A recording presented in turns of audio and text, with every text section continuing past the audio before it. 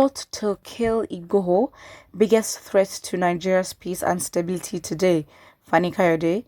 Former Aviation Minister Fani Kayode has said the biggest threat to the peace and stability of Nigeria is the alleged plan by the Nigerian government to kill or arrest Yoruba freedom fighter Sunday Adeyemo, popularly known as Sunday Igboho. Igboho, who has been pushing for the independence of the Oduduwa Republic, once declared that the southwest region was no longer under Nigeria. He had also in the past given an eviction order to the Seriki Fulani of Igangan and other Fulani people allegedly wreaking havoc in the area. Fani Kayode's comments comes as Igboho's media aide, Olayomi Koiki, revealed that a letter of invitation was sent by the IGP to Igboho. The latter, however, refused to accept the letter, stating that the IGP had better invite bandits and Boko Haram terrorists with the same letter before addressing such to him. Fani Kayode, in a Twitter thread shared on Friday, said Igboho had committed no crime and that it will be counterproductive for the government to arrest him. His tweet reads, "I will say this just once. The biggest threat to peace and stability of Nigeria today is the plan by some hardliners in the federal government to kill or arrest or detain my friend, brother, Chief Sunday Adeyemo." I mean, yeah, this is scary because not scary. Okay, fine, it's scary, but it's not surprising because, again, when you're forging for the truth and you're someone of influence and your influence is basically helps to enlighten people, because again, because of him, the conversations are now conversations of self-determination, especially in the Yoruba land, is becoming more apparent and people are actually very, very concerned. And so it just is what it is, to be honest. It really is what it is. And it's sad, but I don't think, there are rumors, or not rumors, but then there are theories of how Sunday Igboho has his, protection. Because when we saw pictures of him in a protest or whatever, where he was wearing this specific vest, which looked like, what Yoruba warriors would wear if they're going to war, because they had all the charms and all that. So yeah, I think that I think it's fine. I think that he might be protected, to be honest, and all this is just talk. Arresting, detaining, or killing this man will be the biggest mistake the federal government can make. I say this because, firstly, as far as I'm aware, he has not broken any law, and secondly, because he represents the thoughts and aspirations of over 70 million Yoruba people. To every single one of those people, he is the greatest hero of the Southwest since Oduduwa. Equally relevant is the fact that he has made a pledge to keep the peace and has honored that pledge and commitment by participating and playing a key role in the biggest post-war peace deal in Nigerian history, which he single-handedly guaranteed the safety of innocent Hausa Fulanis in the southwest and even offered to protect and receive them after the food embargo on the south was lifted and when the northern food suppliers refused to come to the south. Okay, basically, FFK is coming to defend this man. That's just what it is. And I guess I don't know.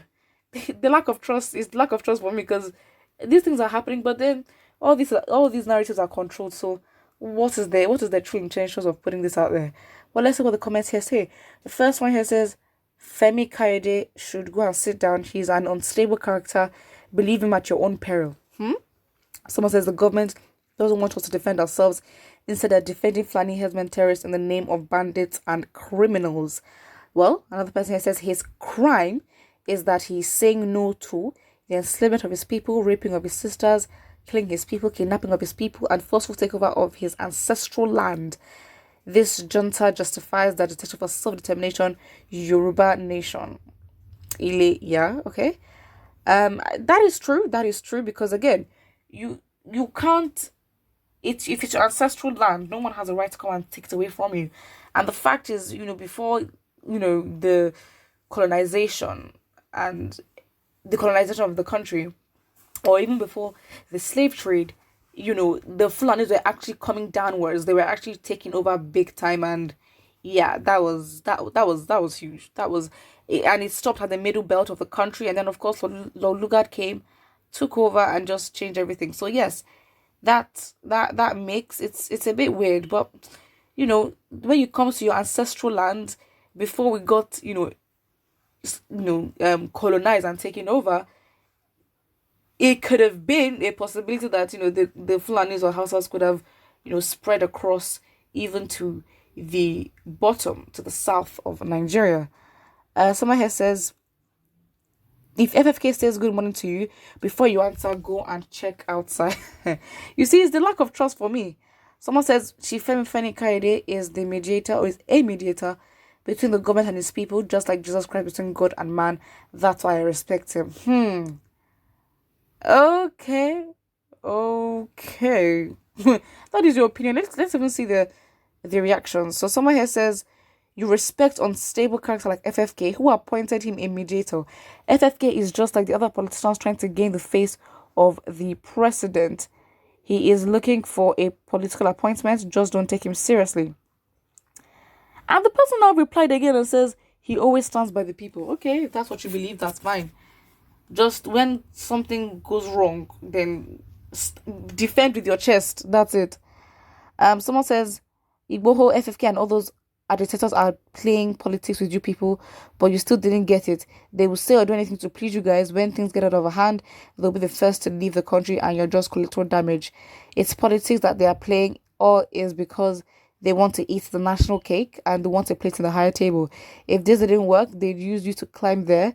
You can't take example on FFK. Youth, be wise. You have so much potential. Don't let anybody try to ruin you.